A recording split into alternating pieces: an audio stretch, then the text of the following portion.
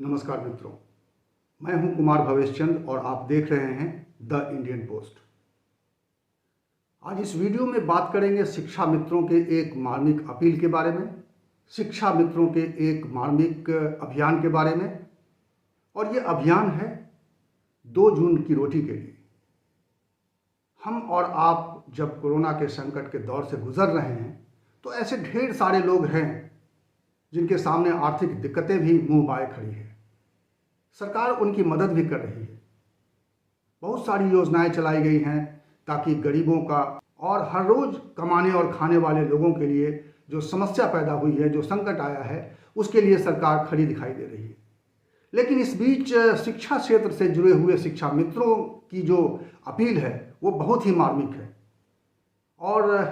मैं उस पर बात करूं उससे पहले मैं आपसे गुजारिश करना चाहता हूं कि केवल शिक्षा मित्रों के मतलब की चीज़ नहीं है ये। अगर आप गांव, कस्बों, शहरों में रहते हैं और आपके बच्चे प्राथमिक स्कूलों में पढ़ते हैं, सरकारी स्कूलों में पढ़ते हैं, तो ये वीडियो आपके लिए भी है, क्योंकि यह समस्या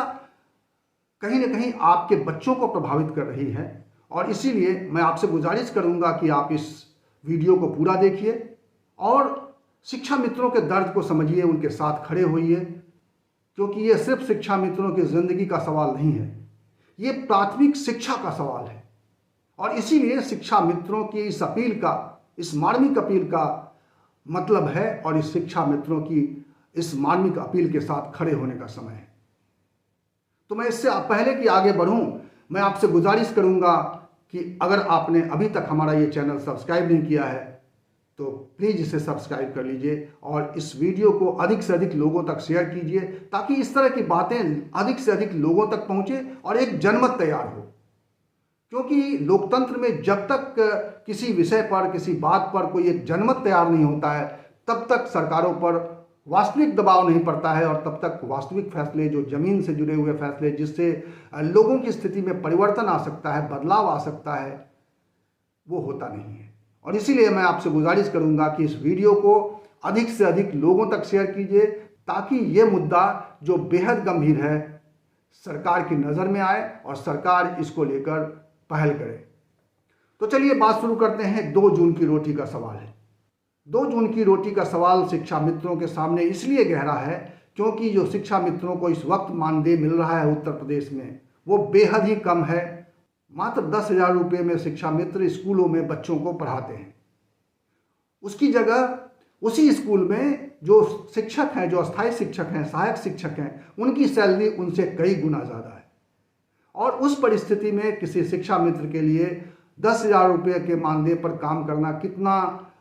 पीड़ित करने वाला, कितना मानसिक दबाव वाला काम हो सकता है। क्योंकि यहाँ पे सीधे सीधे अगर देखा जाए तो समान काम के लिए समान वेतन की जो मूल अवधारणा है उसका कहीं ना कहीं उल्लंघन हो रहा है। और शिक्षा मित्रों की ये मांग लंबे समय से, ये शिक्षा मित्रों का ये संघर्ष लंबे समय से चला आ रहा है और कोई ये साल, 2 साल, 5 साल पुराना संघर्ष नहीं है। और इस संघर्ष को करते हुए शिक्षा मित्र और उसके परिवार के लोग लगभग 20 सालों से संघर्ष कर रहे हैं। इस वक्त शिक्षा मित्रों के सामने और भी कई समस्याएं हैं, लेकिन मैं इस वक्त 2 जून की रोटी का जो उनका अभियान है उसी पर चर्चा करूंगा। मैं इस वक्त उस बात पर बिल्कुल ही बात नहीं करने जा रहा हूं जिसमें शिक्षा मित्रों के परिवारों में बहुत बड़ी गाजगिरी है। पंचायत चुनाव में जिनकी ड्यूटी लगी थी उनके बहुत सारे शिक्षा मित्र संक्रमित होकर उनकी डेथ हो चुकी है। उनके मुआवजे का मामला अदालतों में विचाराधीन है, उस पर मुकदमे चल रहे हैं, सुनवाई चल रही है और इस बीच सरकार भी इस पूरे मामले में विचार कर रही है। हालांकि ज़मीन पर इस वक्त उसको लेकर कोई बहुत बड़ा फैसला दिखाई नहीं दे रहा है। उस फैसले के बारे में मैं बात करूंगा, उससे जुड़ी हुई समस्याओं के बारे में किसी और वीडियो में बात करूंगा। लेकिन मैं इस वक्त बात करना चाहता हूं शिक्षा मित्रों की इस मार्मिक अपील के बारे में। इस वक्त मैं बात करूंगा शिक्षा मित्रों के उस अभियान के बारे में जो इन्होंने शुरू किया है, शिक्षा मित्र मांगता 2 जून की रोटी।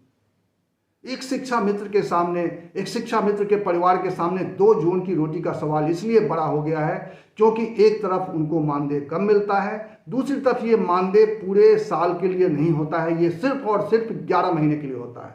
और ऐसे में उनको जब 1 महीने की सैलरी नहीं मिलती है तो वो कैसे उसको मैनेज करें। और ख़ास तौर पे इस वक्त जब कोरोना काल में किसी के लिए रोज़गार की संभावनाएं बिल्कुल बंद हो चुकी हैं, अलग से कुछ काम करने की संभावनाएं बिल्कुल बंद हो चुकी हैं, ऐसे में उनके सामने निश्चित रूप से रोजी रोटी का सवाल खड़ा हो गया है। लेकिन ये सवाल क्या सरकार सुन पाएगी, इस पर भी चर्चा करूंगा कि क्या ये सरकार की नज़र में ये सवाल आता है, ये विषय आता है, ये मांग आती है और ये अपील आती है, तो क्या सरकार इस पर ठोस कदम उठा पाएगी। सबसे पहली बात कि ये 2 जून की रोटी का सवाल इसलिए आया है क्योंकि शिक्षा मित्रों ने अपने इस अभियान में बताया है कि कैसे वो 1 महीने लगभग कुछ और काम करके अपनी जीविका चला लेते हैं, क्योंकि 10,000 रुपये में इस महंगाई में कोई भी घर चला पाना मुमकिन नहीं है। हम और आप समझ सकते हैं कि भले चाहे गांव में रहने वाला व्यक्ति हो, लेकिन उसके सामने कई तरह के खर्चे होते हैं। एक परिवार को चलाने के लिए परिवार में बच्चे भी होते हैं, उनकी शिक्षा पर खर्च होता है, परिवार में बुजुर्ग होते हैं, उनके रख रखाव, उनकी देखभाल, उनकी दवाई पर भी खर्च होता है, और ढेर सारे खर्चों के बीच में कोई शिक्षा मित्र अपने परिवार का भरण पोषण 10,000 में कर ले जाए, ये एक बड़ी समस्या है, ये एक बड़ी विकट स्थिति है। और इस स्थिति से शिक्षा मित्र लंबे समय से सामना कर रहे हैं, इस स्थिति का लंबे समय से मुकाबला कर रहे हैं और उनका संघर्ष लंबा चला है। 20 सालों का ये संघर्ष है लगभग, जिसमें शिक्षा मित्रों को जो प्रदेश में, पूरे प्रदेश में शिक्षा मित्रों की हालांकि मानदेय बहुत कम से शुरुआत हुई थी, लेकिन धीरे धीरे ये मानदेय बढ़ता गया और ये मानदेय फिलहाल 10,000 है। और 10,000 ऐसे लोगों को है जिन्होंने बीच में अखिलेश सरकार के दरमियान, जब उनकी नौकरी अस्थायी हो गई थी, जब उनको सहायक शिक्षक के रूप में उनकी प्रतिनियुक्ति हो गई थी, उनको एक समायोजन मिल गया था, उसके बाद सुप्रीम कोर्ट में जब मामला अटक गया तो फिर से उनकी ज़िंदगी 10,000 पे आकर टिक गई है। और ऐसे में ये सवाल बड़ा है कि कोई व्यक्ति जब अधिक खर्चे में अपने जीवन को ढाल लेता है और वापस से उसको कम खर्चे में अपने जीवन को ढालना होता है, तो कितना कष्टकारी हो सकता है, ये हम और आप अच्छी तरह समझ सकते हैं। और इस समस्या को मैं शिक्षकों की समस्या मात्र इसलिए नहीं मानता हूँ क्योंकि यही शिक्षक इसी मानसिकता के साथ, इसी मानसिक दबाव के साथ हमारे आपके बच्चों को पढ़ाने के लिए स्कूल जाते हैं। वो इसी मानसिक दबाव के बीच कि उनके साथ में काम करने वाले अस्थायी शिक्षकों को उनसे कई गुना ज़्यादा सैलरी मिलती है, बावजूद इसके वो अपना काम करते हैं और हमारे बच्चों को वो शिक्षा देते हैं। प्राथमिक स्कूलों में जो शिक्षा की स्थिति है उससे हम और आप कोई नावाकिफ नहीं है। हमें और आपको मालूम है कि प्राथमिक शिक्षा एक तरीके से देखा जाए तो गांव गिराव में इन्हीं शिक्षा मित्रों के हवाले है। इन्हीं शिक्षा मित्रों की बदौलत स्कूल खुलते हैं, इन्हीं शिक्षा मित्रों की बदौलत प्राथमिक स्कूलों में साफ सफाई हो पाती है, इन्हीं शिक्षा मित्रों की बदौलत हमारे आपके बच्चे पढ़ पाते हैं और उनको मिड डे मील मिल पाता है। तो ये है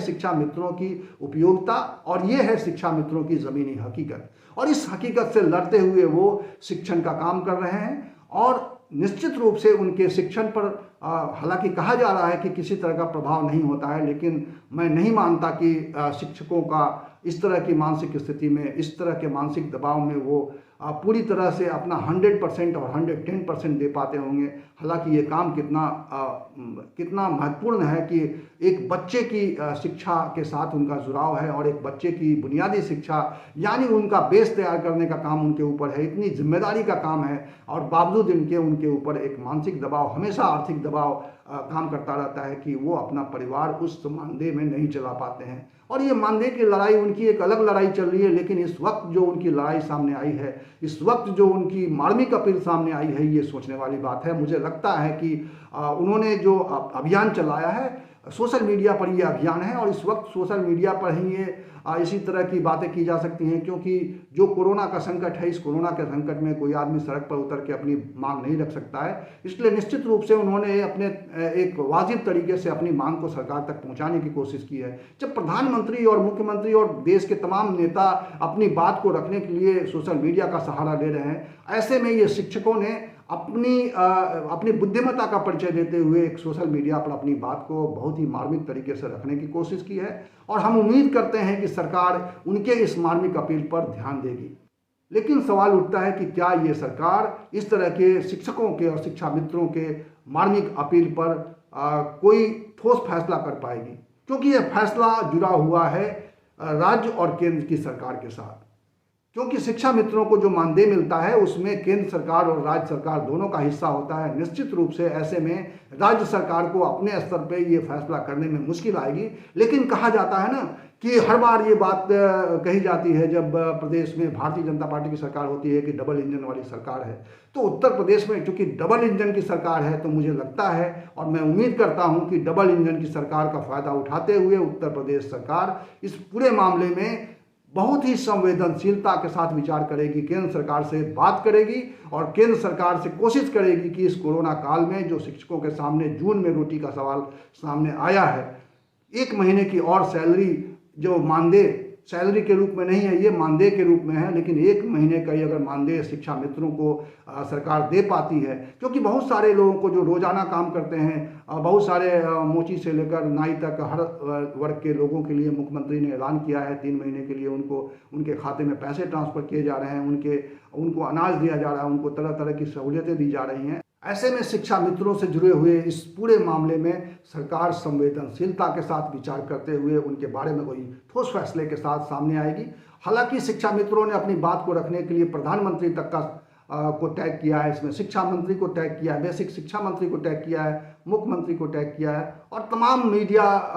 लोगों को भी टैग किया और उसी के जरिए यह जानकारी हमारे सामने आई और मुझे लगा कि इस पर बात करने की ज़रूरत है, क्योंकि प्राथमिक शिक्षकों के इस हालत को ऐसे नहीं छोड़ा जा सकता है। ये बहुत ही ऐसा गाढ़ा वक्त है जब शिक्षा मित्रों का पूरा समुदाय एक ऐसे संकट के दौर से गुजर रहा है। ढेर सारे घरों में शिक्षा मित्रों की मौत हुई है और कई जगह से ऐसी खबरें भी आ रही हैं कि उनके संक्रमण की वजह से परिवार के दूसरे लोग संक्रमित हो गए और उनकी भी डेथ हो गई। ऐसे में शिक्षा मित्रों का परिवार बहुत कष्ट में है और ये परिवार कोई 1000-2000 परिवार नहीं है, ये परिवार लाखों की संख्या में है। ऐसे में निश्चित रूप से 1 लाख से अधिक बड़ा परिवार है आज की तारीख में ये, और देखा जाए तो ये सरकार के लिए इस इतने बड़े परिवार की मदद करना इस वक्त बहुत ज़रूरी है। और अगर मुझे लगता है कि अगर सरकार मदद करेगी तो निश्चित रूप से शिक्षा मित्रों को थोड़ी राहत मिलेगी और शिक्षा मित्रों की जो मांग है मानदेय को बढ़ाकर और अधिक करने की या उनको अस्थायी करने की, उस मांग में जो है अभी सरकार को और समय लग सकता है, तो उसमें थोड़ा सरकार को सहूलियत मिल सकती है। सरकार के प्रति शिक्षा मित्रों का जो एक भाव है उसमें परिवर्तन आ सकता है, उनमें एक आत्मविश्वास का संचार हो सकता है और इसीलिए ज़रूरी है कि सरकार इस संवेदनशील मांग के बारे में निश्चित रूप से विचार करे और शिक्षा मित्रों के पक्ष में बहुत ही जल्दी कोई फैसला आए, क्योंकि अब जून का महीना ज़्यादा दिन नहीं रह गया है, अब तो 15 दिन भी नहीं रह गए हैं। ऐसे में सरकार को निश्चित रूप से बहुत ही शीघ्रता से इस पूरे संवेदनशील मामले में फैसला लेने की ज़रूरत है। इस वीडियो में इतना ही। इसी तरह के वीडियो के साथ मैं आपके सामने फिर आऊँगा, तब तक के लिए नमस्कार। आपने इस वीडियो को आखिर तक देखा इसलिए बहुत बहुत शुक्रिया।